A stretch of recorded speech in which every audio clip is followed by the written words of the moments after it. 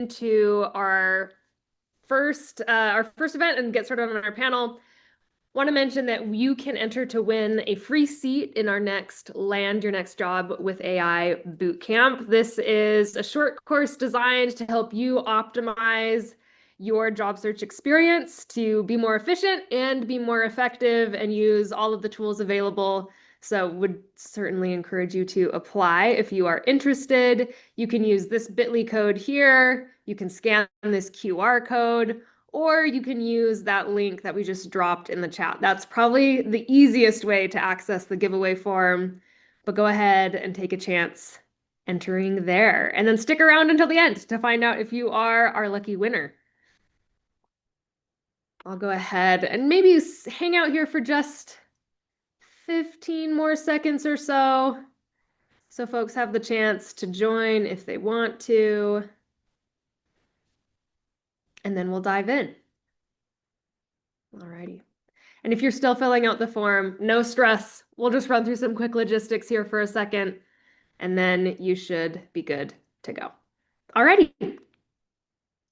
Let's launch. Welcome. You're here because you're thinking about job searching or your next move or a pivot or career development in general. You are in the right place, and we're glad to have you join us. And like I said, super excited to kick off our job search week with this hiring manager roundtable. We have a lot of great stuff coming up, whether you're thinking about making your plan itself as you're going through your strategy, thinking about networking, making pivots, thinking about interviews, resume, all the stuff in between. We've got loads of experts who are well-versed and well-practiced in helping folks navigate this process successfully. So we're excited to have you learn from our experts. Some quick event logistics. You are more than welcome to ask questions in the chat. We just ask that you please be respectful to other folks on the call, be kind, be courteous, be uplifting. You can also RSVP for each session you're interested in attending during our job search week, so you can get a calendar reminder, stay in the know. You can also join each event to access giveaways. We'll be giving away coaching credit, seats to boot camps, and more. And you can sign up for Leland to get access to free resources beyond this week. Our agenda is also pretty simple and straightforward. We'll start with some welcome and intros so you can get to know our fabulous panelists. We'll dive into the panel itself, and then we'll wrap up and send you on your way with the final word. And maybe one thing I'd also mention is definitely encourage you to stick around. We have another event that will start right after this panel on this same link. So would encourage you to stick around and join that one too, so you can continue diving into all things job search. Alrighty, let's get started with our introductions. Super excited to introduce you to our incredible panelists. I have Alana, Kong, and Grant on with us. They're going to be sharing their insights and wisdom, and we're super excited to hear from them. I'll go ahead and give them a chance to introduce themselves really quick. Why don't we just go in the order, working left to right here? So Alana, would love to hear from you first. Hi, everyone. I'm Alana. I am based in the Bay Area, California. My background is in psychology and business. I did my MBA at the University of Michigan. Go Blue for anybody who went or goes to Michigan. And then started my love that. And then started my post MBA career at Deloitte in the human capital consulting practice. Knew I wanted to go into the startup world, having grown up in the Bay Area. So landed a job at Coinbase in HR, worked with the directors, VPs, and executives there on all things HR, moved over into executive recruiting, and then ended my tour of duty there as chief of staff. And then knew I wanted to go even smaller. So went to a Series A fintech company as VP of people. And then started a full-time coaching practice as of last year. So my area of specialty is communications and executive presence, but I also do a lot of career coaching, pulling from my recruiting and hiring manager experience. So excited to talk to you guys and connect with you today. Awesome. Glad to have you, Alana. Kong, would love to hear from you next. Hi everyone, my name is Hong. I also, went to a Big Ten school, go Badgers. So my background is a little bit different. So I'm actually a data science hiring manager and also a coach. So I help already hundreds of clients from entry level to director level to find confidence in themselves in job interviews and land jobs. So for me, I think job searching is not just about preparing theoretical knowledges and memorize the best answers you can. I think more than ever at this time, you really need to have depth in your experience. So anything you do, please remember it has to be a real world project with a real world impact.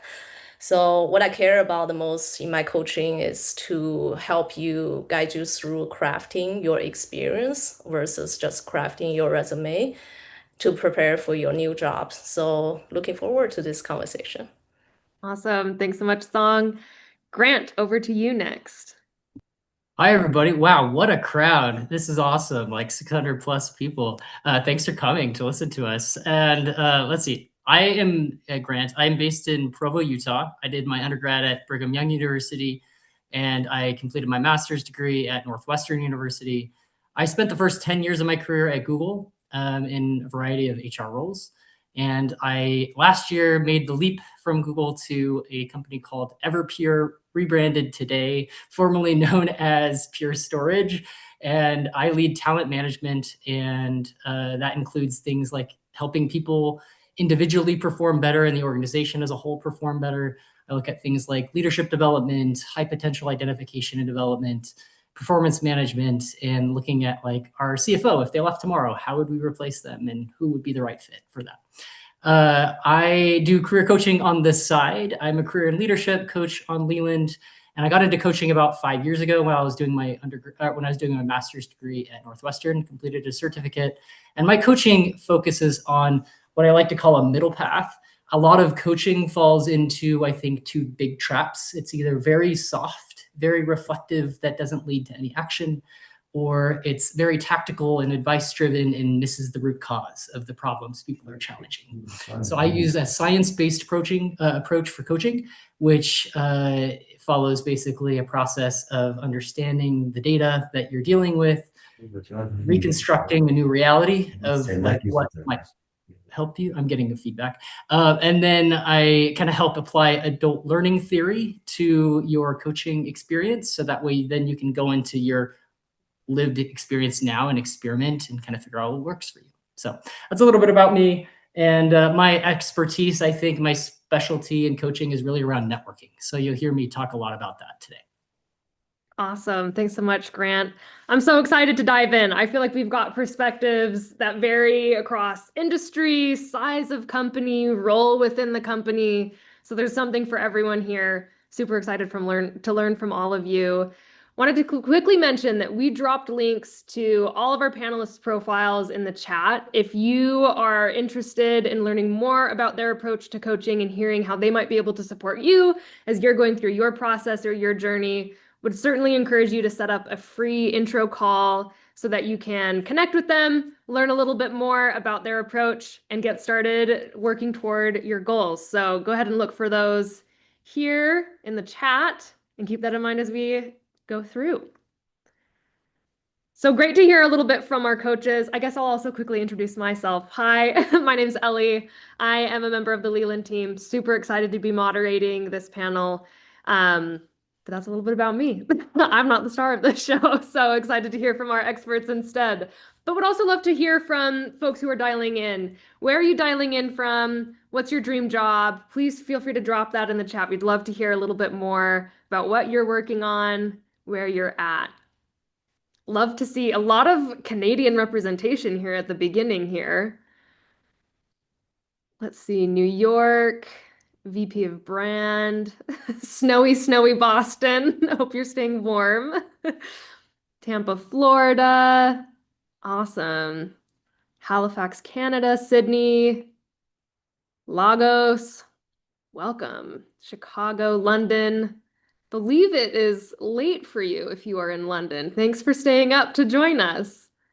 This is great. Awesome. We've got folks from all over, which is to be expected with the number of folks we have on the call. We're really glad to have you join us and excited to leave you with some insights as you tackle the goals and pivots and roles that are ahead for you. We're so glad you're with us. If this is your first time with Leland, want to quickly extend a warm welcome to you. We're glad to have you join us. We are a one-stop shop to help people like you break into the most competitive career paths and schools in the world. Many of you have big ambitions, and it's a real treat for us to be able to support folks like you achieve those ambitions and goals. We have a few different ways we support that, whether it's one-on-one coaching with our expert coaches, like our fabulous panelists today, live cohort-based courses, as well as our on-demand content and resource library, Leland Plus, that is actually powered by resources designed by our coaches. So folks who have been in the shoes where you're trying to go, folks who know this process really well. So encourage you to take advantage of any or all of these resources as you go through reaching your goals. Alrighty. That's a little bit about Leland, a little bit about our coaches, and a little bit about you. Let's dive into our panel. I've got this first question to kick things off, and I'd love to hear from each of our panelists on this one. What is one thing you wish every job seeker understood about the hiring process before they start applying? So kind of what comes before you start taking all of that kind of official action? Why don't we go ahead and tackle this in the order we did introductions, if that works? So Alana, I'd love to start with you. Yes. So, okay. Hiring is emotional. It's not just rational. So what I mean by that is, yes, of course, you need to show that you can do the job. That's table stakes. But you also need to show your interviewers or your network, whoever is getting you an interview or your foot in the door, you need to leave them thinking, I would really enjoy working with this person. In a world where AI is 10, 100xing the amount of resumes that are being submitted for every role, you're going to stand out by your EQ and your ability to leave the people you speak with a positive impression of you. You don't need to be the smartest candidate in the pool, although that helps, but you need to demonstrate your competence. You need to communicate clearly. You need to show good judgment, and you need to show that you're somebody that they can trust. So people hire people they feel good about. I love it. Balance the rational and the emotional. It also sounds, I love that you tackled a lot of the kind of intangible components of it, like the softer components about like, is this someone that I want to work with? And keeping that in mind. It's great advice. Thanks, Alana. Song, over to you next. Yes, I think I wish people know that as a hiring manager, we are as nervous as you, and we are taking a great amount of risk to make the decision. And hiring process is inherently about taking risk in someone we don't know much about. And the goal is not to find the smartest person or the person who knows the most. It's about really minimize this ambiguity and uncertainty about this new person and feel confident about our decision. So I think what it means for the candidates is that you need to clearly and consistently show that, hey, I either know how I can contribute to this team because I have done something very similar in the past, or even better, when we bring up a question that you might have not seen, you have the framework to help you arrive in a reasonable answer, even you have not seen it before. So I think those kind of depths of knowledge and understanding of problem solving framework is very important. And remember, you're not trying to be the smartest person. You're trying to signal to the team that you are the most reliable and most confident choice for them. Yeah, I think two nuggets that kind of stuck out there. One was consider how your hiring manager or the person interviewing is experiencing or going through things that can help you to keep in mind like who your audience is. And then second, also having some of those like frameworks in mind to help you tackle things that you may not have very specific or deep knowledge about can save you when you encounter the inevitable unknowns of the interview process. It's great advice. All right, Grant, take us home on this one. What is your Oh, advice? those are both really great responses, and I'm like taking notes myself. I think fundamentally the hiring process is about 3 questions. Can you do the job? Will you like the job? And will we like you? Right? Will we like working with you? And I think that when it comes to the uncertainty, that goes on both sides of the equation, right? And like building confidence and reducing risk, like Con was talking about, that's where I feel like referrals and like networking comes into play. Um, so often people know other people, and those people, when they talk to the people about the jobs that they're applying for, it reduces a lot of the risk because they're able to ask the questions that are hard to ask in an interview, and to be able to really get a sense for the like company culture and like, will you really like working here? And on the reverse side, people vouch for you, right? Almost every single job I've gotten in my professional career has been as a result of somebody vouching for me. And that helps you effectively skip the line. If you're seeing the job applications these days, you know, that are posted online and in LinkedIn, you see within minutes, sometimes like minutes or hours, that over 100 people have clicked apply on these jobs. I don't know what happens after the 100, but my guess is that some of these jobs are getting thousands of applications. If you're getting referred, you're one of 5 probably for that job. And it really makes a difference in terms of your chances. And the clients that I'm working with, like they're seeing way better hit rate for when they've got a referral or somebody on the inside who's vouched for them, like twice, 3 times, 4 times as much hits on those roles versus the ones they're just cold applying for. Yeah, leverage your network or build that network if you feel like it is not strong enough yet, because it helps you. I think, Grant, the term you used was skip the line. It helps you kind of get to the front of the line a little bit faster, makes you one of 5 as opposed to one of hundreds, thousands. I love that advice. Ellie, if it's illustrative, I applied for the job that I have now via a cold apply. And then a day later, I hadn't heard anything. I reached out to a friend who I worked with at Google, and I said, hey, I'd applied. Within minutes, I heard back from the recruiter. Like the person mentioned it to the hiring manager, she reached out immediately. That's about skipping the line.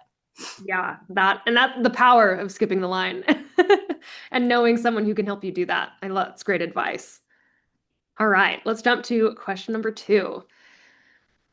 Talking about the resume, which is sometimes I think that first hurdle when you're applying for roles or kind of throwing things out there. When you're reviewing resumes, what makes you pause and read more versus just moving on more quickly? What kind of puts you in the let's consider this further pile as opposed to the I read it, I'm done pile? Let's see. Song, I'd actually love to hear from you on this one.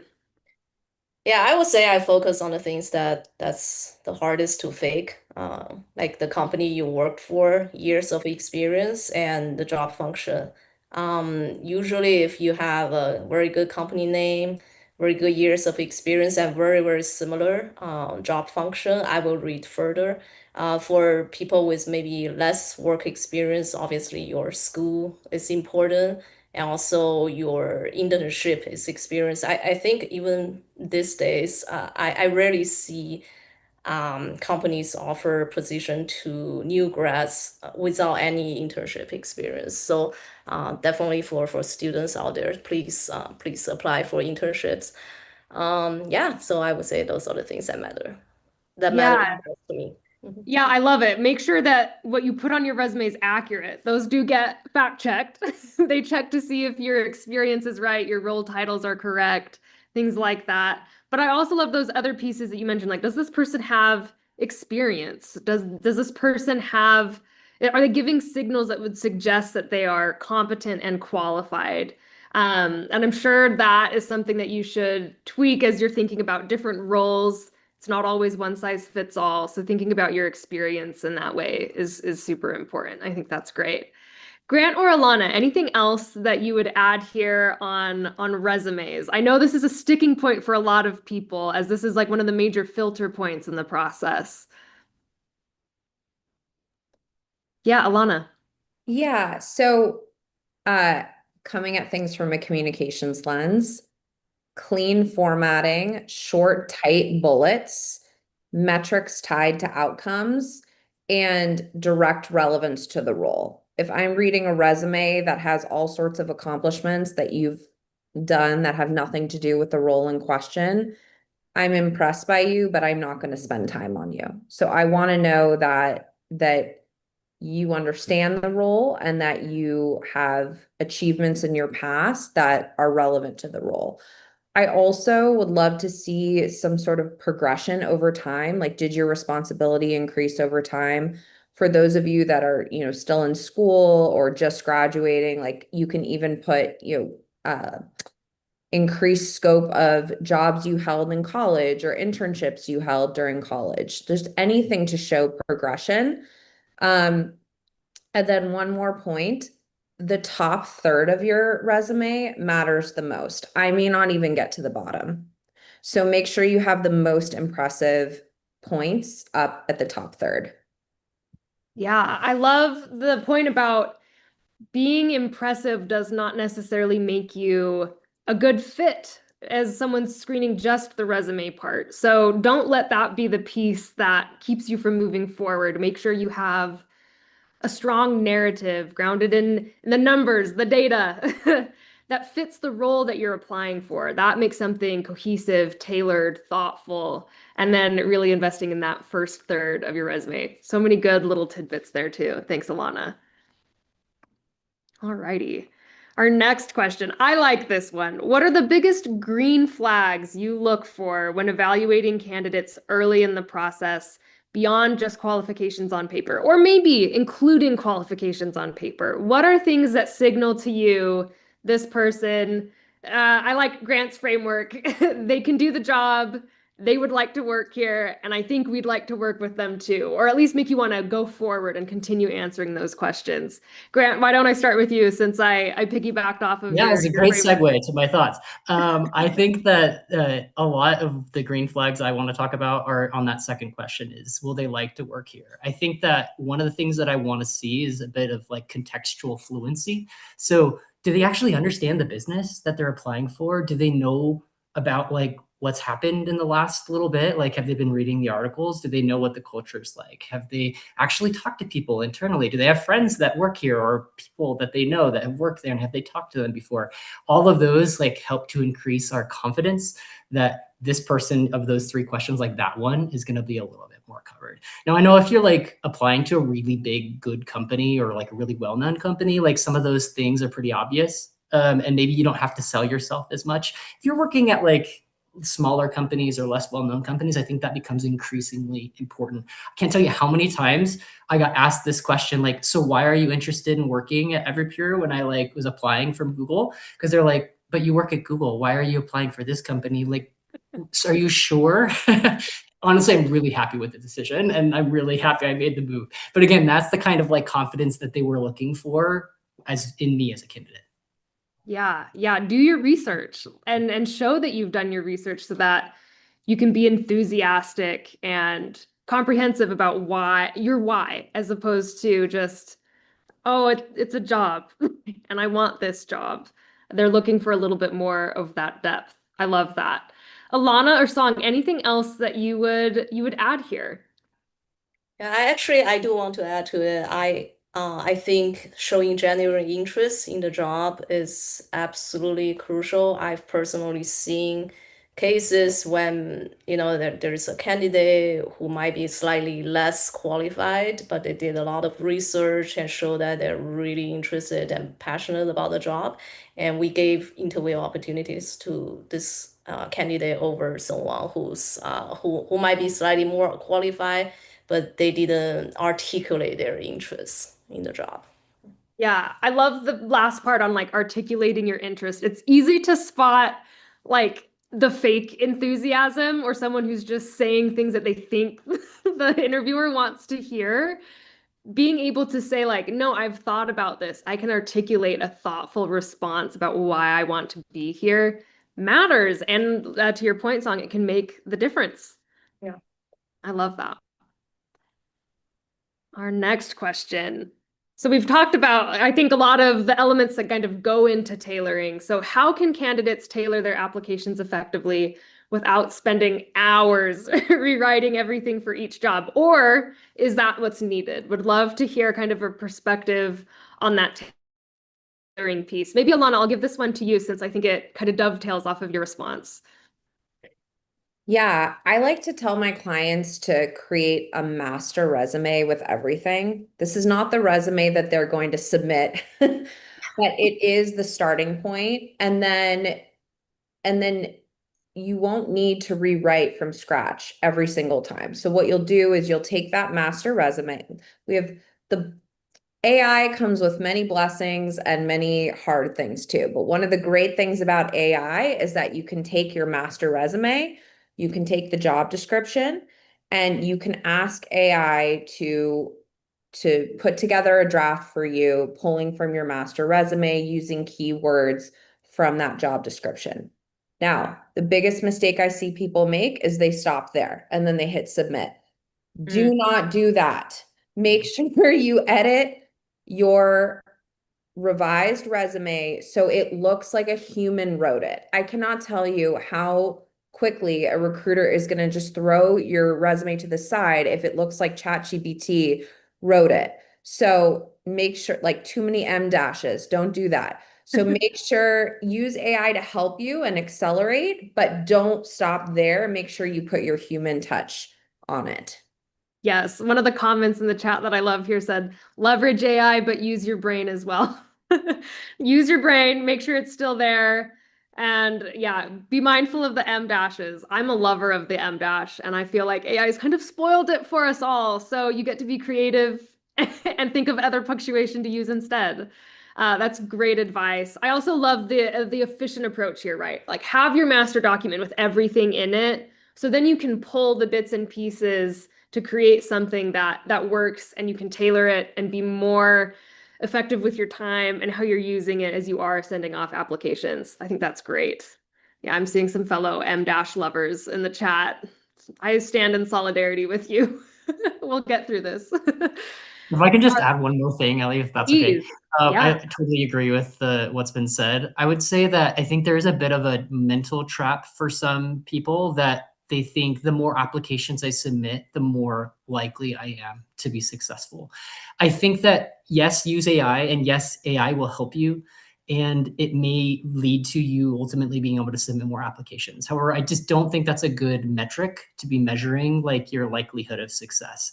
I think that the more applications that you submit might actually indicate the less direction that you have. Like, what are you actually trying to achieve? Like, what is your goal? And like, what are good role fits for you? And is the use that you're spending of that time? One client I'm working with right now, like he was spending 15 to 20 hours a week outside of his day job looking for jobs. And I say, how much time are you spending cold applying and writing applications and resumes? It's like 75%. It's like, let's inverse the amount of time that you're spending making like outreach to people, networking. Let's spend all the time on that. And then, a few hours on your applications. And I think actually that will likely mean that he applies to fewer places, but his chances will probably go up significantly across them. Yeah, I love that framing. I think also it can feel very kind of discouraging too to send out so many applications, and maybe taking the time to think through some of the things that come before you press send on an application can not only improve your chances but also help you feel more grounded and more steady during the process too. I love that advice. Alrighty. For students without much formal work experience, what kinds of things have you seen candidates highlight that actually moved the needle for them? So I think this is particularly for folks who are looking for kind of the entry level roles or looking for their first job out of college. What can they do? What can they highlight in their experience to move the needle and demonstrate their capacity to do well and do a job well? Song, could I give this one to you? Yes, I think I mentioned a little bit earlier, schools and internship. I Yes. really think you need to get that internship on your resume. I think these days I've seen, like I said, it's rare to see companies that offer full-time job directly to someone who with zero internship experience. More likely what happens is a company is willing to give you an internship, and if you do the job well, they're giving you a returning offer. So absolutely starting applying for internship as much as possible. Work with office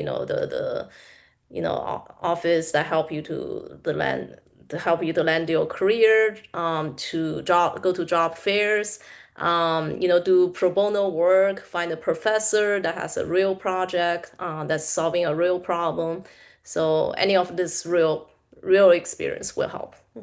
Yeah, for sure. My background's in STEM, and internships were not common in my field, but working with a professor and doing research was. And so I think thinking about the opportunities that exist within your field can help you position yourself for those roles outside of undergrad. And for those who are still in school and still kind of maybe on the fence about getting an internship, probably big plus one on thinking about that, talking to a career guidance counselor or leveraging some of the intern resources at your school to think about those internships and get some of that work experience set up.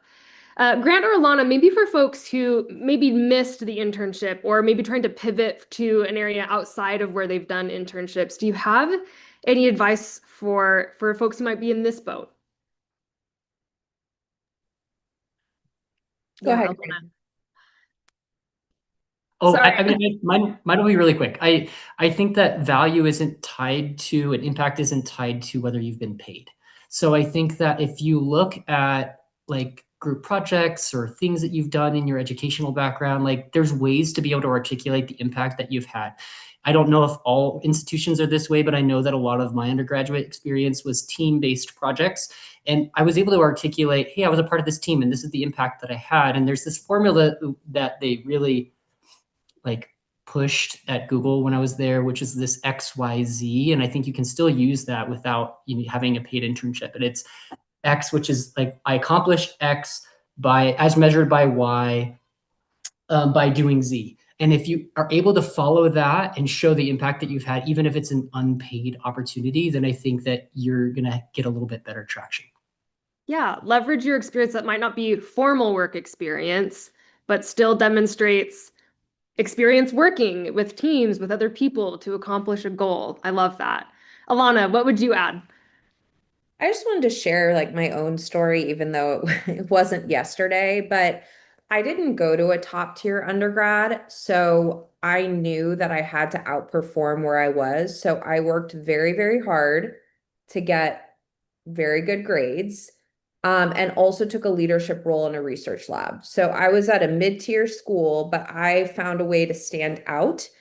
And then I just shot my shot and applied for a role in a Harvard research lab. And because I had strong relationships with my professors in my research lab, they wrote me recommendations, really good recommendation letters, got my foot in the door with that and my grades. And then I went in the interview and I wasn't the most elite candidate there, but I clinched it with my communication skills and my ability to connect with the interviewer. And I was able to get that job at Harvard. And that really launched me to a different trajectory in my career than I otherwise would have had. So don't be discouraged if you're not at a top school or you're not, in a top internship.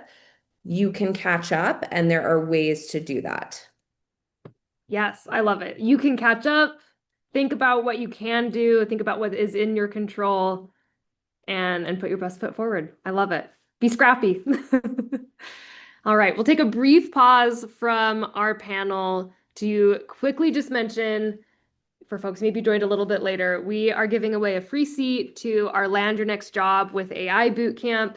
This is a course that's really focused on helping you make the most of your job search experience, be efficient with your time, your energy, and help you be successful, leverage those tools around you. So we'll be giving away a seat to this bootcamp at the end of our panel. You can enter to win using the link that we just dropped in the chat if you haven't already. And we'll announce the winner of this giveaway at the end of our panel. So stick around to find out if you are our lucky winner. All righty. With that, let's launch back into our panel.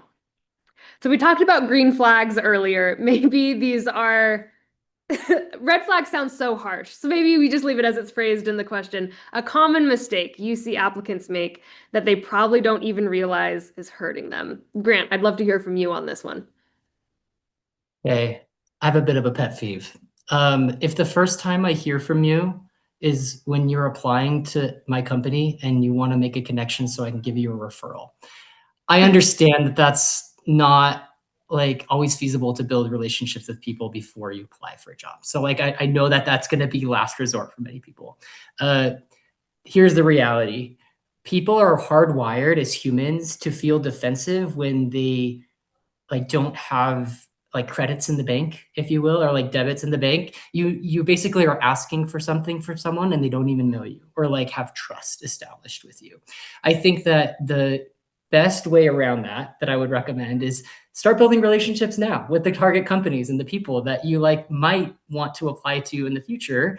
And for those that you have to apply to like immediately and you're like, okay, it's time now, and you don't have an existing contact, is there somebody else who you can kind of borrow trust from? So is there somebody who you know who knows you well, who knows somebody at the company? You can leverage that existing trust to help kind of vouch for you versus like immediately asking for someone. Third, last option, if you have to ask for something, please time box it. Make it something so small that it's like not a big ask for people. I like to use the 5-minute rule. So basically, if it can be done in 5 minutes or less, I'm okay asking somebody for it, even if I don't have trust with them.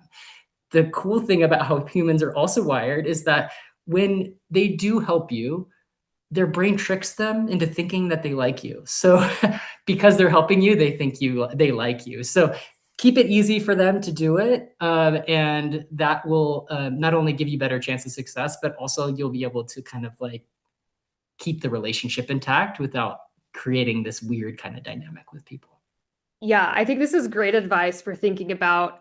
I think networking, even outside of the I'm turning in an application right now, this is just helpful ways to think about how you interact with people outside of that context. And if you really are in a pinch and are trying to make that Yeah. connection, some ways to think about going about that so you can avoid that. Yeah. Hey, I just applied. Please Yeah. hire me. Long story longer, basically networking is about three things. It's about building relationships, it's about maintaining relationships, and it's about using relationships to be able to help further your professional career. Most people are really understand how to use relationships, but they're terrible about building and maintaining. And so I feel like focus on the first two and the last part will come a lot more naturally. I love it. I love it. Thanks, Grant. All right. I love this question too. I think hiring has really changed. I think particularly in the age of AI, clearly has made some shifts there. But I also just think in the past few years, things have really changed. So would love to hear about shifts in hiring that you've noticed recently and how that might change the advice you'd give to someone who is actively looking for a new role. Alana, could I hear from you on this one? Yeah, I think I'm going to sound like a broken record, but I mean, AI has completely changed the landscape. Where there used to be 100 applicants, now there are 1,000. So that means, I mean, I could not agree with Grant more about the importance of networking and starting that networking before you're applying for the job, like far before you're applying for the job. Um, Referrals matter much more, networking matters much more, and your differentiation matters more. So your resume is not going to be enough, usually. You will benefit greatly from a person advocating for you inside, and that will help tip the scale. And I know it probably for many of you, it's going to feel daunting. It did to me at the beginning of my career networking, but there is a way to do it. There's a systematic way to do it. And people can help. It's not, it seems like a black box, but there is kind of a formula or like a system and way of doing it. You can learn how to do it. Yeah, also a huge plus one to learning how to networking. It felt so uncomfortable to me when I was first trying. I think particularly coming from a science background for anyone else who's there, it's just not a super, I guess it looks different in the business world, but you can learn to do it. And Alana, I love your point also is like get help from people. Like people want to help you. Work with a mentor, work with a coach who knows what good looks like, and that can help you streamline your process, find out where maybe your little red flags are, how to fix them, turn them into green flags. I think that's great advice.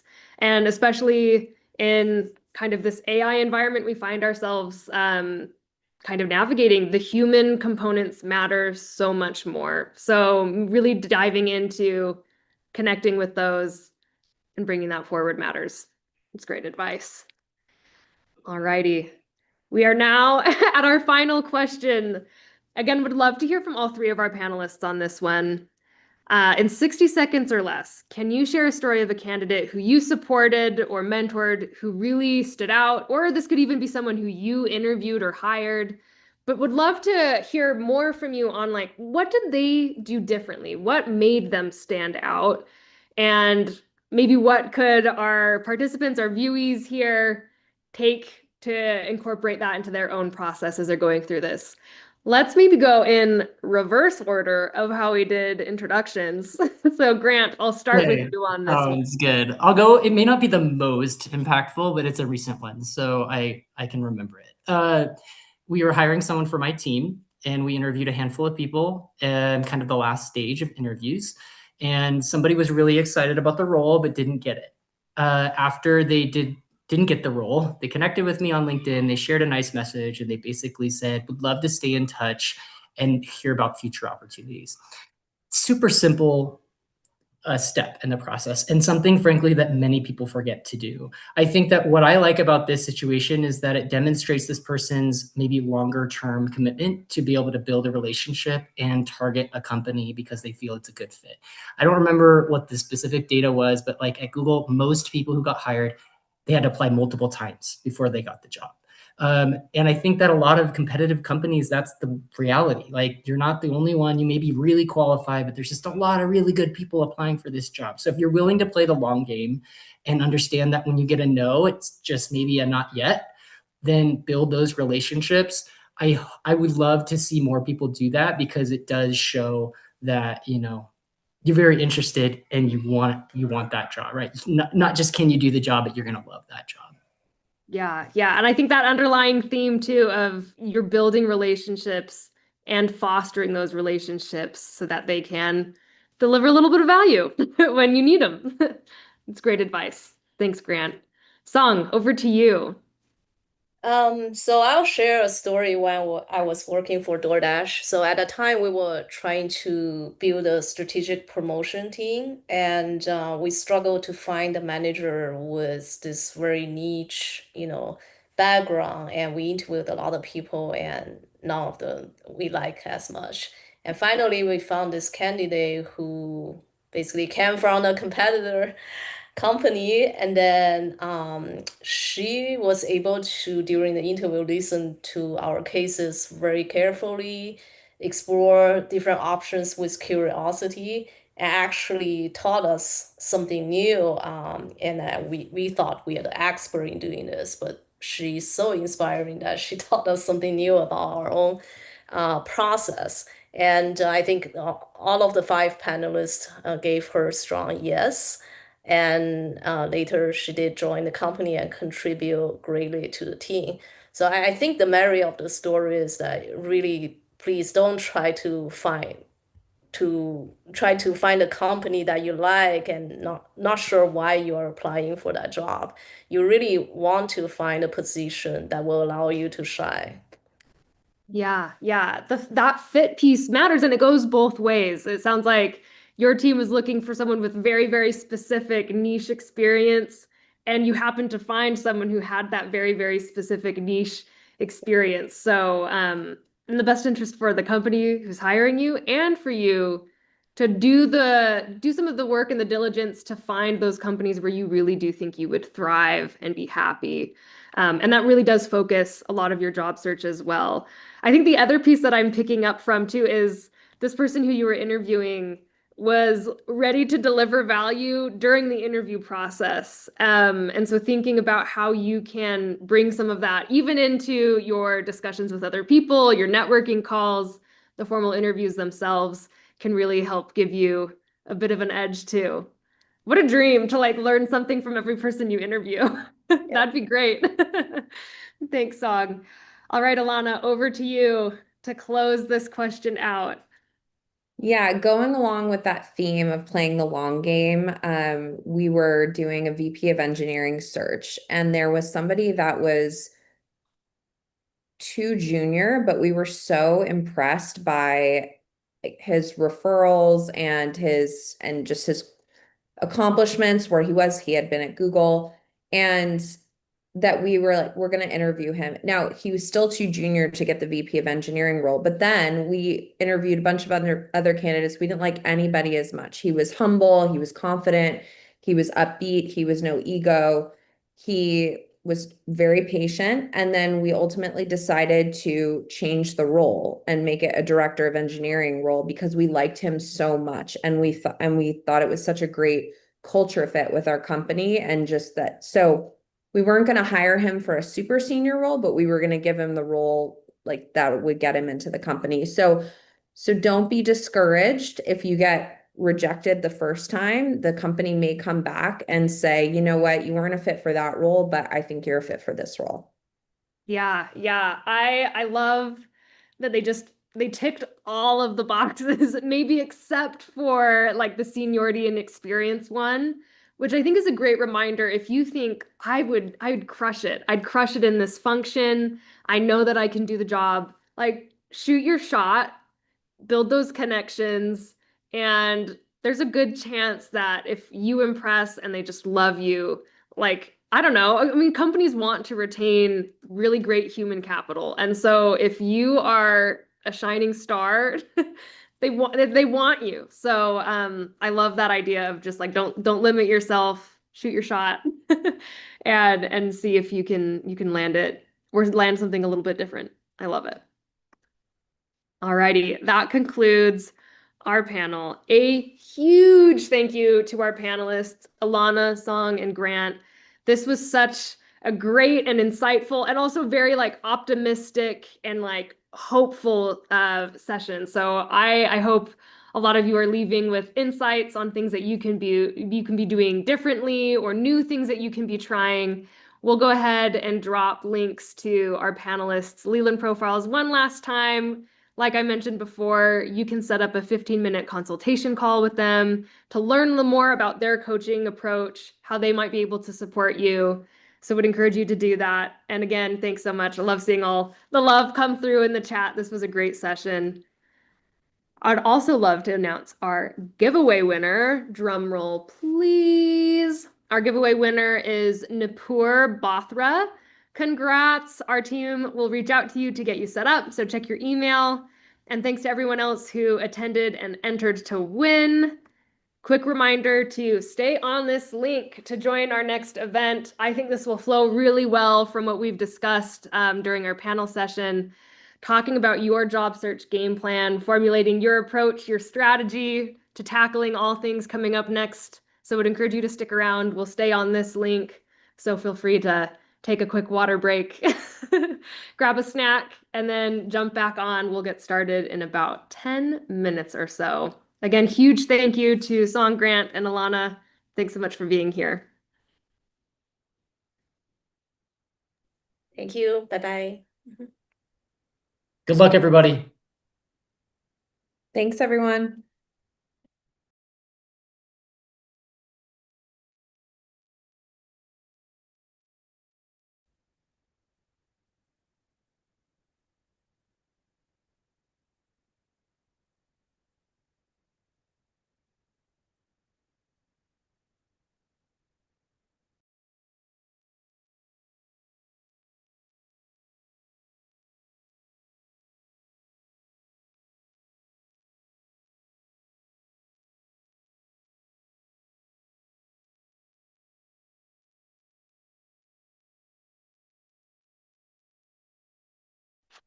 Awesome. And just as a reminder, one more time, we are sticking on this link for Amy's workshop that will kick off in just about 10 minutes here. And Amy's already here with us. Everyone wave hello to Amy.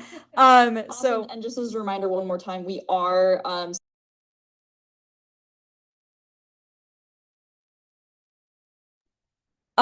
sorry about that. Had a feedback audio thing. So yeah, we'll begin in just about 10 minutes here. So great time for a bio break. And Amy will get your slides up in about 5 minutes if that works for you and get everything ready.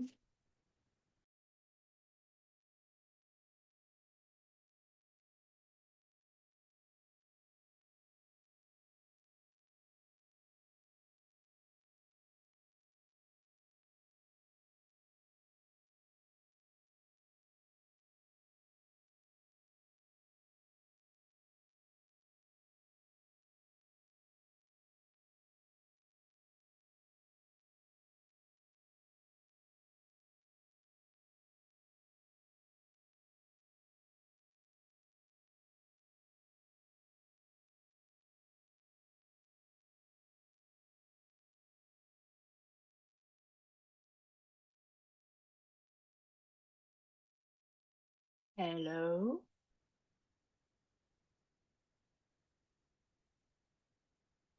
Yay, I'm unmuted. Hello, Amy. We can hear you. Your mic works. You can see my slide. We're all ready. That was Yes, a really great session. I think this one will flow really nicely. yes. That's my thought too. I was like, what better way to wrap up like a more like general, all-encompassing job discussion with like something super tactical and focused and personalized. I think this will be great. Perfect. Yes.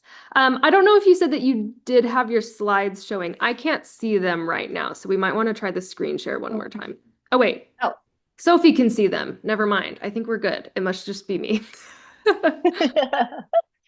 Oh, yes, Yeah. I can see them too. We're good. Okay. Yeah, I see people on the chat window saying they can see, so that's great. Yeah. There were Amazing. so many like questions in the last session. I was like, oh my gosh, we don't have time to go through all of this stuff, but hopefully throughout the week as people go through the different sessions, more and more questions are going to be addressed. So For sure, for sure. yeah. Stick around. We've got a session for you. Perfect.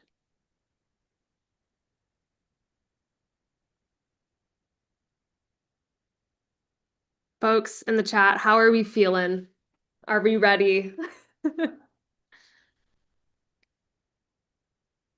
I love it. Some thumbs up, yeses, a lot of exclamation points. I love to see it. Got my coffee. He's ready to go. Amazing. I'm loving the energy. I got a cold from my girls over the weekend, so hopefully I don't go into a coughing fit or something in the middle of the presentation. I Yeah. know. I feel like there's something going around. We have a few folks who've been work from home today because they are also under the weather. So hope you're on the Oh, mend. yes, yes. I Good. am actually, I think Ms. was saying green tea. I am actually having a giant cup of green tea right now. So Good. Perfect. Amazing.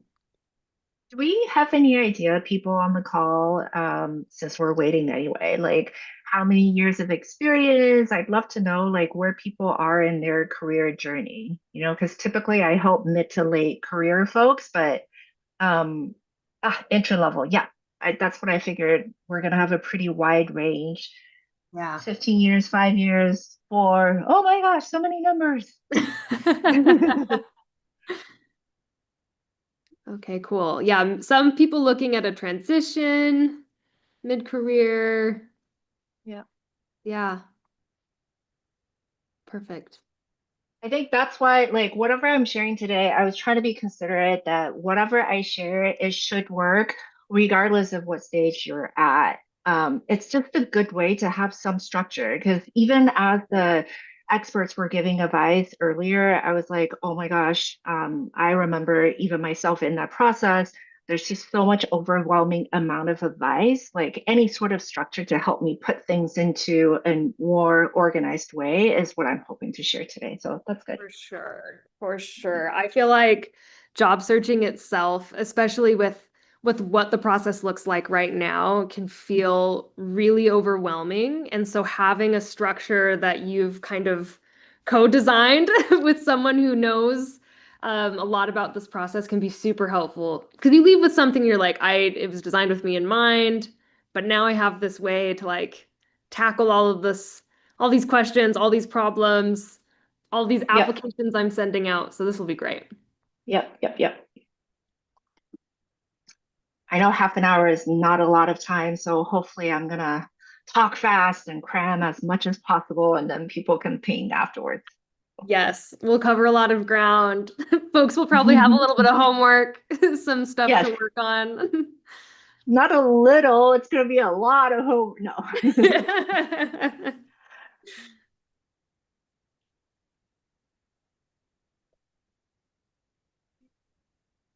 That's good. Homework's good. It's good for the brain. Exercise that muscle.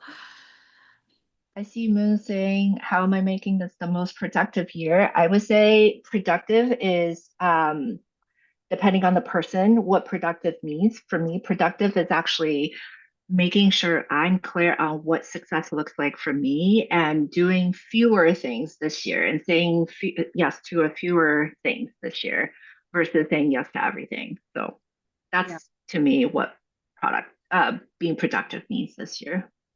Yeah, I love it. It's not always breadth. Sometimes it's depth, it's focus.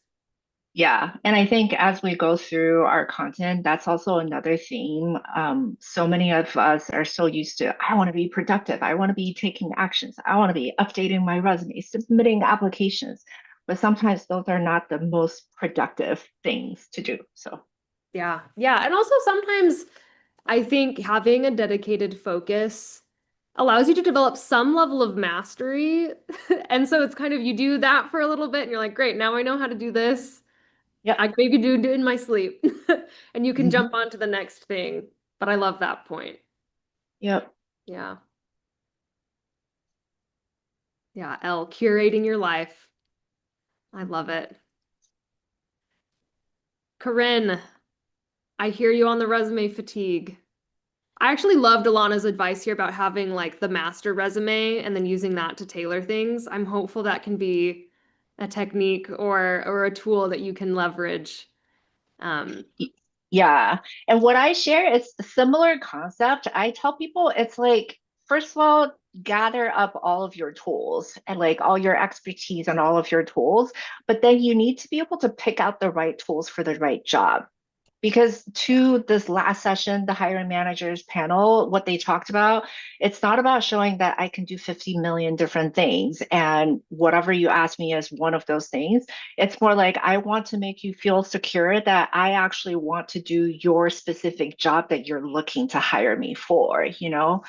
Because Yeah. I think a lot of times people tend to customize their resume, but not sure why they're customizing and what they're customizing. So they end up wasting time anyway, you know? Yeah, having Yeah. that focus can help you be more tailored. Yep. Yeah. Oh, Corinne, molecular genetics. My background's in bio. That's so cool. I took a good number of genetics classes. Oh, your master CV. Thank you. I now understand. Thank you for the correction there. Bio and psych. Yeah, I'm loving this. We've got folks who are focused on all sorts of different things. This is such a cool and fun group. A lot of diverse backgrounds and levels of experience.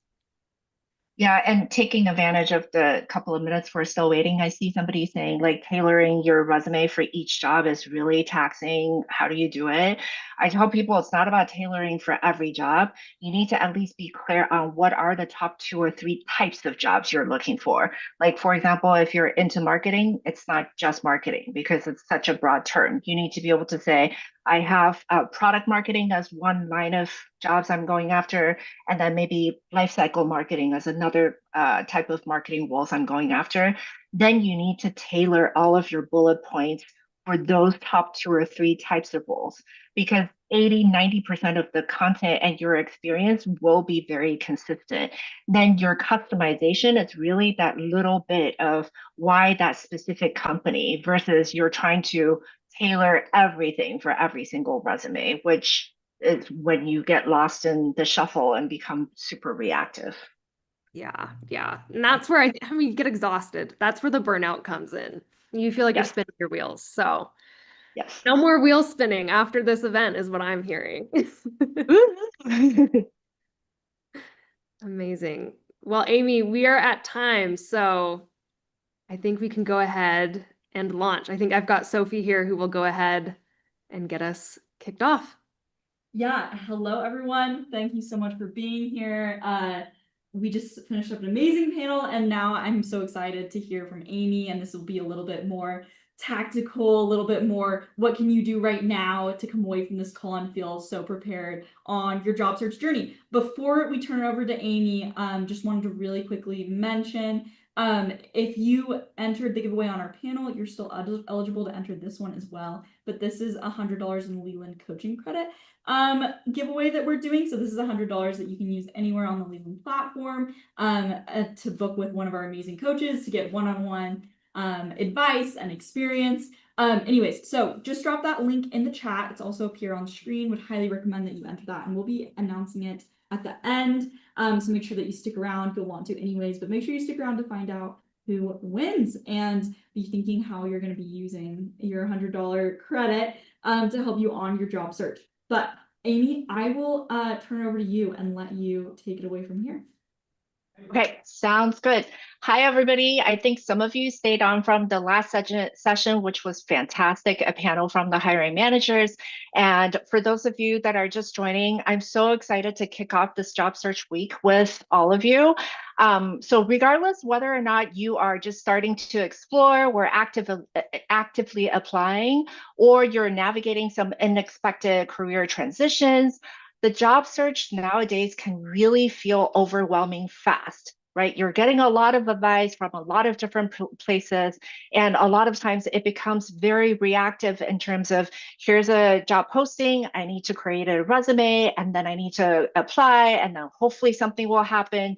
So my goal for today's session is not to teach you every single tactic, because in 30 minutes, it's not possible. But my goal is to actually give you a simple framework or a checklist for you to feel more in control and more grounded in this process, right? Job search in itself is kind of like a new skill set, if you will. And as you gather all these different advice and things from different people, let's make sure you feel like you have a framework. So by the end of today, you should be able to do two things. One is you should be clear on where you are in your job search journey and get some clarity around what you're already doing that's going really well and where you should really be focusing your energy next. And then the second thing is I want you to be able to at least take one action to better position yourself, to really shift yourself from this reactive, generic resume building to hit all of the keywords that ATS may be able to pick up, to having authentic answers that's grounded in your own strengths and the why you, so that you can actually stand out and get selected. Okay. So again, we don't have a lot of time, and I may not see all of your questions in chat because I'm, focused on sharing as much content as possible. So feel free to ping me afterwards to follow up. I think this is the schedule that all of you have seen when you registered. Like I said, there are many other coaching sessions that's going to be focused more on the specific tactics. And today is really the framework and the structure that I want to provide with you first. Okay. And then before we dive into the content, a little bit about me, so you know that I'm not just sharing things from textbooks. I've actually spent over 20 years myself in the tech space, mostly doing sales, business operations, marketing roles. I've moved up from an individual contributor to a senior leader, building and leading global marketing teams at both Google and TikTok. I've hired and promoted and mentored many talents while I was in corporate. And 2 years ago is when I made the brave decision of leaving the corporate climb and focus on what I want to do, which is helping other people thrive. So now, as an ICF certified coach, I've worked with over 350 professionals across various industries, helping them navigate career next steps. This could be job search, how to get that next promotion, managing career transitions. I basically get to leverage my past corporate experiences and the coaching skills to help others not only gain clarity on what's next for them, but actually help them build the tactics to get there. And you'll see some of that today as we go through our materials. I'm really honored to be one of Leland's top career and leadership coaches. And everything you see here today comes from lived experiences from both sides of the hiring table, if you will. And a big important part is it's refined through what my clients have shared back with me as they made the pivots and as they landed roles, to say which pieces actually helped me gain more control and made me feel less overwhelmed, and which pieces actually worked in terms of moving them along. Okay. So Before diving into the tactics, this is where we need to first ground ourselves in the reality of how hiring decisions are actually made, right? Some of you are probably very familiar with this already, but it's important to remind ourselves what exactly is this game that we're playing before we build a game plan or build a strategy, right? So, first thing first on the reality part is comparison. You are just one of the, like the last session said, sometimes thousands of candidates against each and every individual roles, right? You may have very similar backgrounds, very similar skill sets.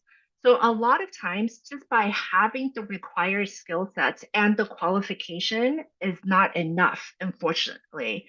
And differentiation is where it's critical. And that leads to the second point on storytelling. The differentiation part doesn't really just come from what you have done or your actual experiences. It actually comes from how clearly you can communicate your past experiences, tie it into the impact that this specific hiring manager is looking for, right? Hiring managers are making decisions with incomplete information. They don't know everything about you. If you think from their perspective, the only thing they know from you are through your resume or your LinkedIn profile or that short, network message or conversation you've had with them or that interview conversation, right? So you have to be very intentional about the impression that you're creating. This is the grounding part that I was talking about earlier. Instead of being reactive, think from this angle of how can I create visibility and make sure that I'm advocating for myself and making sure the hiring manager is super clear on what am I great at? Like, that what is my audience? My audience for everything I do is going to be the hiring team, right? What do they care about? They want to minimize their risk. And based on the little bits and pieces of information they learn about me, they want to make sure that they're betting on the right person that's not only going to have the skill sets that's required, but also the drive and the passion to want to do the job that they are hiring people to do, right? So you need to be able to clearly translate your experiences into what they care about across all the different channels, your resume, networking message, LinkedIn, interview stories. And your ultimate goal is to make it as easy as possible for them to see you are the one. Okay, so that's the framing and that's the standpoint you want to think about as we get into the tactics. And jumping right into the game plan, I named my own coaching practice Dream, Plan, Do, Live. And this is something that started when I was first starting to be a manager at Google. And this is something that I refined over the years. And most of us, when we talk about job search, think about it. How many of us jump right into the doing part, right? The first thing you think about job search is, I'm going to go update my resume, make sure it has all of my latest, bullet points and things I've done. And then I'm going to go look at, scroll and look at as many openings as possible, go apply online and request connections on LinkedIn. I've checked all the boxes and let's see what happens. Without the clarity and strategy first, all of these reactions are super reactive. And again, it can get overwhelming really fast, right? So the goal here, I'm going to go through each of these steps in detail on the following slides. The goal here is to help you move from scattered reactive efforts into intentional progress. And for each of the following slides, I'm going to share with you for each of these steps, what are some of the key questions you should reflect on and help you assess where you are today, and then practical actions you should be taking to maintain momentum. Okay? So going into the dream phase, this is the step that I'm going to spend a little bit more time on than the rest because this is the most skipped over phase by many people. When I talk to my clients, a lot of them don't even think about, oh, I need clarity on what. I'm just going to go and write things and take actions. So before you update your resume or before you start applying, you need to be clear on two things. What do you actually want and why would they want you, right? Because without clarity on these two things, This is where most people end up, where their resume feels generic because you're trying to just cram in as much keywords as possible related to the role you're applying for. And your network conversations, your interviews are just not exactly there with the conviction and the passion that the hiring manager is also looking for. Because if you're not clear on what your strengths are and what impact is possible because of those strengths, then the hiring manager is not going to be able to see that either. That's why this part is important. And that's why I'm asking you to start with these foundational building blocks. So the first thing you need to do is be clear on what are your non-negotiables right now. As you're looking for your next role, you need to be able to come up with a list, but then stack rank them to maybe top 3 things. This is going to be your North Star that's going to help you decide which roles to pursue thoughtfully instead of reactively, right? This is where you need to think about, for my next role, for the next year or two, I really need to optimize making as much money as possible, regardless of work-life balance or anything else, because I want the financial security so that I can quit earlier and do something else. Or it could be, I really need to gain this experience in AI product marketing because that's the space I'm super passionate about. And I want to gain the knowledge no matter what it takes so that I can be better positioned for roles in that space going into the future. This is where your clarity is going to be really important because this is also how you're going to be able to convey to other people what it is that you are looking for. The second part is, what are your superpowers? This is where you turn what you have done or what you do into the impact that you can deliver when you do it. This is where, if you think about it from the hiring manager's perspective, they don't just want to know your entire history. They want to see examples of your ability to drive results that they can see you can do the same thing for them if you are part of their team, right? So an example would be, instead of something like, I led lifecycle marketing campaigns as a lifecycle marketer, right? That's a pretty generic statement that talks about what I did or what I have done.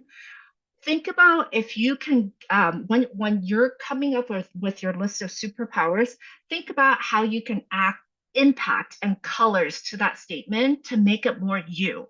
So one example could be, I generated $15 million incremental revenue in the last 12 months by owning the design and execution of 10 data-driven lifecycle campaigns that increased the customer retention by 20%.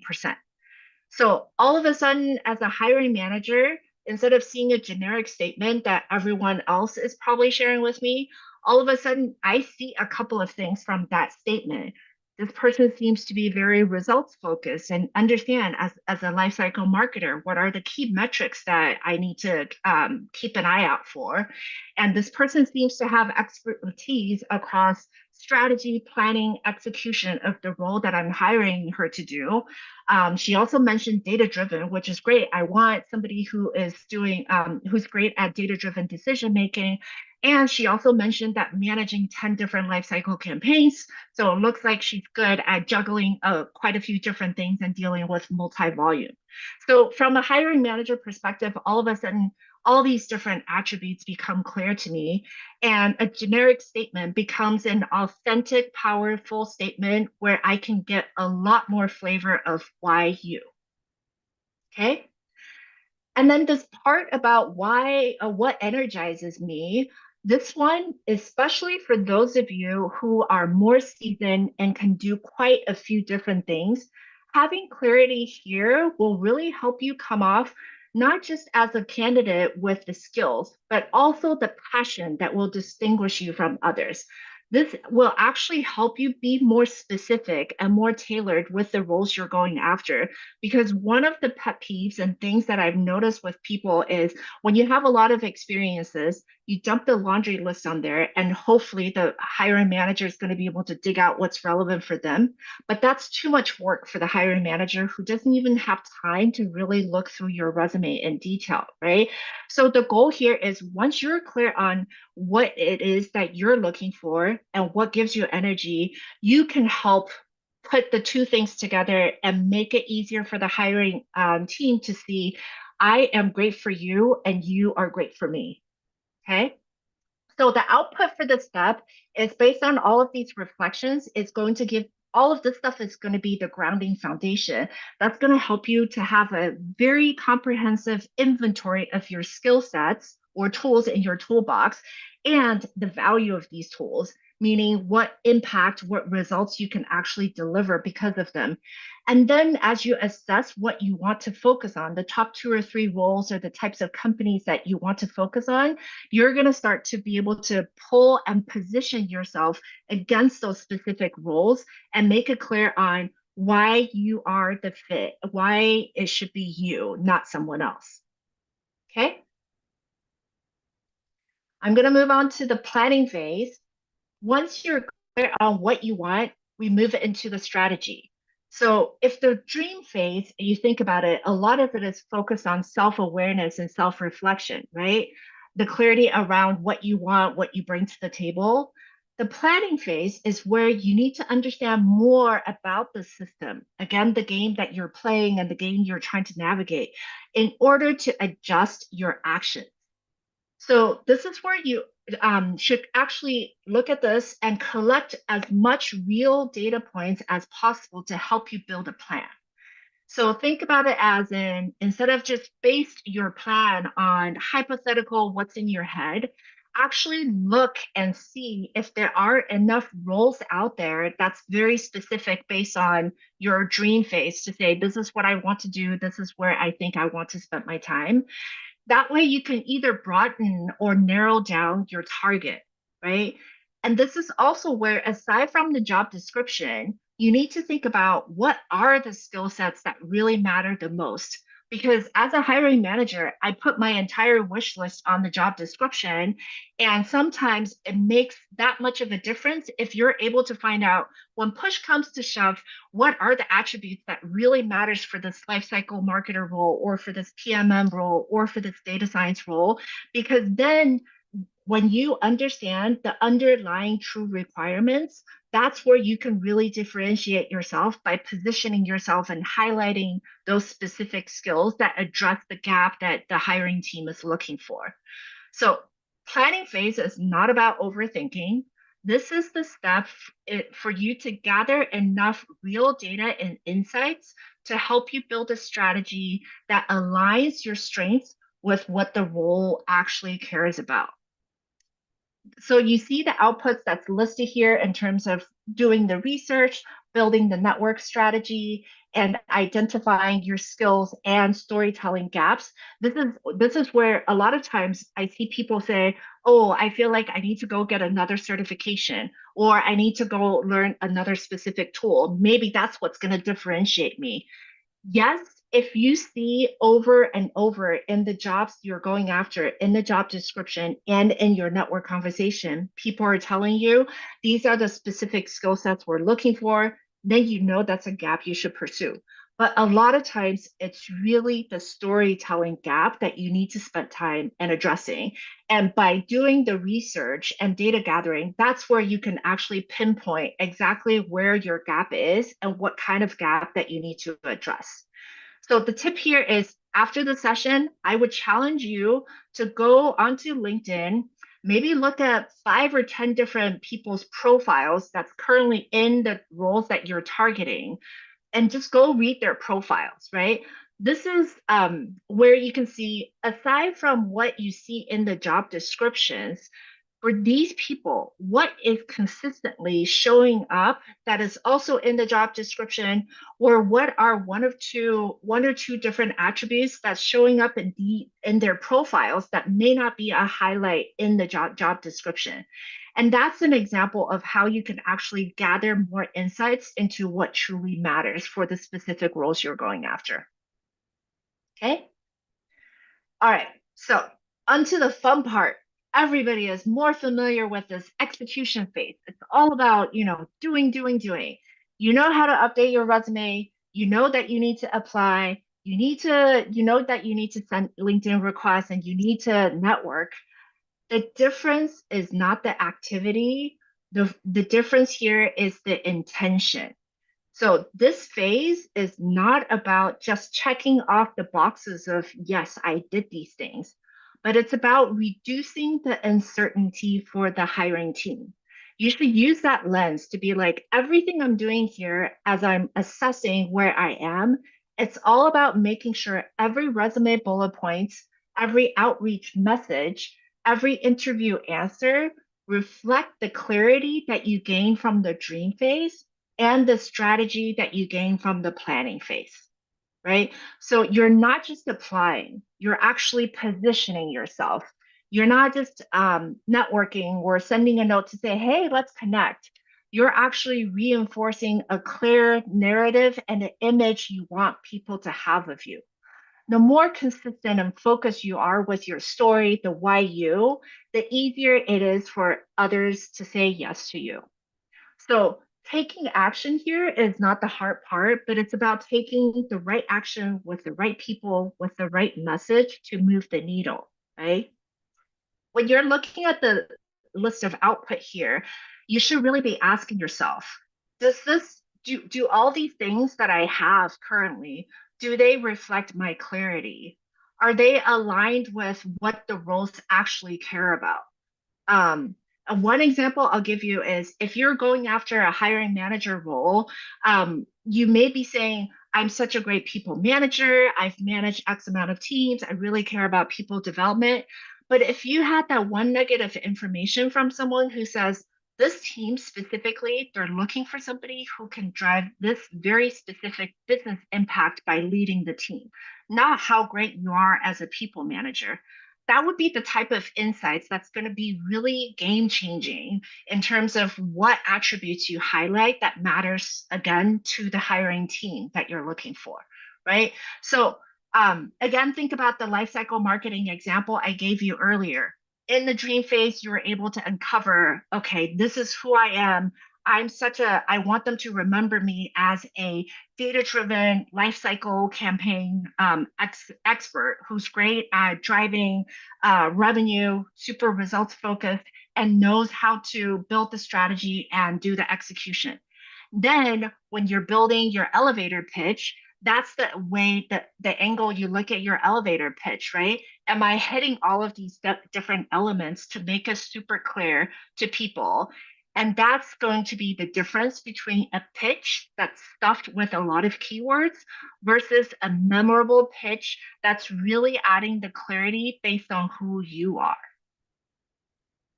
Okay. All right, so this last phase, I would say this is also a phase that many job search conversations ignore, but this is the consistent one that I get feedback from my clients to say, this is so important because you need to have sustained momentum and allow yourself the sustained energy to keep going. Because let's be real, even with all the clarity in the world, with a great plan, solid execution, you are still going to be faced with potential rejections, comparisons, ghosting. I have multiple clients telling me the same thing, that they get ghosted more on LinkedIn than they get on Tinder. So just know that it's normal, right? So job search is extremely emotionally taxing. And when you get discouraged, your confidence is going to drop and people are going to start taking random actions just to feel productive. This is where you may end up saying, oh my gosh, let me just apply for more roles. Click that apply button to more roles. Or let me just make another tweak or rewrite to my resume. But without clear intention, those actions are only going to make you even more frustrated. And that's where you need to step back and remind yourself the process is not just this whole thing is not just about getting that final offer and say, that is my worth. That is the single sign of success, right? You need to think about it more from the perspective of this week, did I have a strong network conversation? Did I actually get somebody to respond to me? Did I get some really useful feedback, thoughtful feedback that made me realize I can clarify my story more? Or did I actually get someone who's willing to refer me? All of those are inputs about how you can make adjustments and data points that can tell you what's working, what's not working, and what you need to adjust so that you can continuously maintain your routine, reflect on what's working, and keep going. Okay? So my ask here is let's turn it into a habit, maybe on a weekly basis or a daily basis or whatever works for you, to make it a habit of reviewing what kind of responses or lack of responses you've been getting. And think about what is the learning that you're getting that can help you hone in on where exactly is your gap in your action plan, and where is the place where you can tweak your approach for this application, so that you can better position yourself for the next time or the next round. Okay. That's a lot of things said. So these 4 things that are listed here: clarity, strategy, visibility, energy. That's what the Dream, Plan, Do, Live framework is really trying to help you build, right? The dream phase is to give you clarity. The plan phase is to give you strategy. The doing phase is to help you like do the right types of visibility. And then the live phase is to protect your energy and sustain your momentum. So take 60 seconds now or right after this call and really use this framework and think about what is one area that could be your weakest today. That could be the answer to where you want to focus on next, right? And this is where what I've seen from a lot of the clients who landed new roles, the feedback that I get is when you have clarity and a plan, the confidence really follows. And when you're having networking conversations or interviews or even how you design your resume, all of a sudden you are grounding yourself from a place of your strength and you know what you're great at. And because you're showing up with the confidence, the perception shifts, the conversation shift, and that's when the doors open. Because your energy, every single touch point, the way you show up is going to matter. Because these people are looking at someone that they want to see is confident, is capable, someone that's not going to be afraid of problems and challenges, and are going to be proactively push forward and get things done. And that's the energy you want to make sure you give off as you go through this process. So I want to make sure you pause, take a breath, create a game plan, and focus on what is within your control and make your job search not harder, but a lot more intentional. Okay? All right. I don't know how much time we have on answering questions because I know the Leland team may also have a couple of different things. We covered a lot in the short amount of time. And again, my hope is for you to leave today with more structure and less overwhelm. And you're gonna get a lot more of the how tools in your toolbox in the rest of the sessions, rest of this week. If this framework resonated with you, you can reach out for deeper conversations based on your situation. If you found this valuable, feel free to leave a review. And I do have a one-pager checklist. If you're interested, just reach out and I'm happy to share my one-pager checklist to help you go through the process. And best of luck. And I wish everyone the clarity and the momentum you need for your next move. Awesome. Thank you so much, Amy. Yeah, just wanted to announce super quickly our giveaway winner. Thank you to everyone who entered. And we really just truly wish you all the best on your job search. Our winner is Jay Muhammad Ali. So congrats, Jay Muhammad Ali. Our team will be in touch via email soon to let you know how you can redeem that. And make sure that you guys stick around. We have a ton of more events coming up throughout the week where you'll get to hear from experts just like Amy talk about different parts of the application process. But I'll turn the time back over to you, Amy, if you want to wrap up.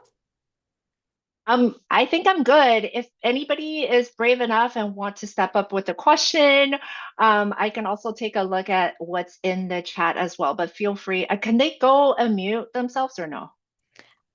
We have disabled that, but we can enable it if you are open to live questions. That's okay. If people want to like add any questions right now, we can stay on for a couple of minutes. Otherwise, reach out afterwards. Like I said, I'm happy to go deeper because there's a lot more details aside from the framework. So how to address gaps in your career.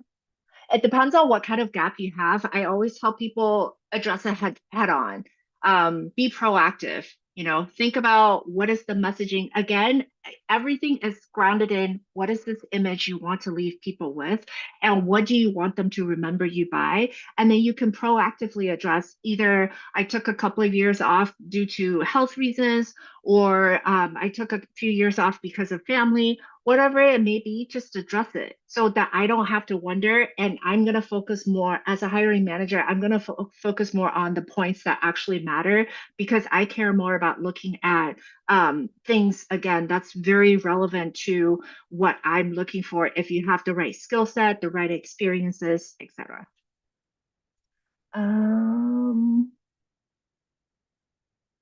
Oh my gosh, so many coming in. I don't know if somebody from Leland wants to help, like just pull a couple of questions out. Yeah, I can take a look and see if there's any good ones while you're also taking a look. Yeah, hold on. Oh yeah, so the last one I see is, can I share the checklist? I can share the checklist if you reach out. Once you do a review, you can reach out to me on the Leland platform. Just send me a message saying I attended the session, interested in getting your checklist. I'll send it to you. I'm happy to share a promo code for you to use if you're interested in one-on-one coaching sessions as well. Amy, I've seen this question a couple times. People are wondering how to address gaps in their resume. Also on top of that, someone asked if they went full-time at a startup and then the startup failed. Like, how do they address like those sorts of things in their resumes? Yeah, so the gap is what I was talking about earlier, address it head on. The one about like things that's outside of your control, you can absolutely frame it in a positive way too, to make it clear, like what is within your control, what is outside of your control. I've had people share that I've worked at 2 different startups and they didn't work, but because of the scope I was able to get while I was there, I was able to do XYZ, have XYZ ownership, then delivering XYZ results. That actually still made me look at those candidates, because I'm like, if I'm looking for somebody who's resilient, trying to do everything within their control, proactively solving problems, and again, if those are the attributes I'm looking for, you can separate the two. Okay. I see a couple of hands raised. I don't know if they can actually go and mute. So I'll just let you, Ellie, keep going. Or Sophie. Yeah, we can take a couple more questions from the chat. I see a lot of people wondering about networking and how to best stand out or craft their like social profiles, to be kind of ideal for networking. Do you have any advice on that? Yeah, I know a couple of the coaches, I think Grant, who's still on, like mentioned this in the last session as well. For me, I'm actually a super introvert. It's not comfortable for me to reach out to people at all. And this is where I tell people, do your homework first. It's not about, again, just check the box to say, I did a LinkedIn outreach and say, hey, let's connect, but really be clear on who are you reaching out to, and what is it that you are asking them to do?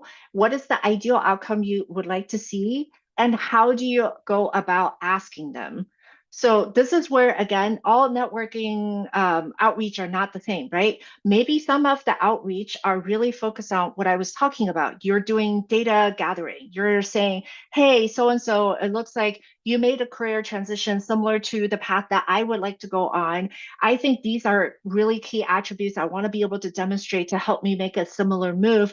Can you spend 5 minutes to, have a quick chat with me to help me understand if I'm going in the right direction? That's very different than a conversation that says, hey, so and so, you're the hiring manager for this team. I think I'm the perfect fit for XYZ reasons. I'm looking to, get an interview, or similarly, like get a referral, right? So you need to be very specific on who you're targeting and what you're going for, and have clear, to me, have like scripts or something that's going to help you be prepared in terms of how you approach them. Not, again, just not going through the motion of networking, but actually know the intent behind your network and what is the ideal outcome you'd like to see. Awesome. Thank you so much. And I think that's all the time that we have for questions today. We really appreciate all the questions that you guys are throwing into the chat and just bringing to this session today. If you have a question, you can message Amy on Leland. You can also book a free coaching consultation with her to see how she could help you on your career journey. Would highly recommend that you do that. We've been dropping her link in the chat. But really, really grateful for you all for being here tonight. So grateful for Amy. I see so much love for Amy. Thank you so much, Amy, for taking time out of your busy schedule to be here with us tonight and to share your insights. And we hope to see you all tomorrow on our next week event.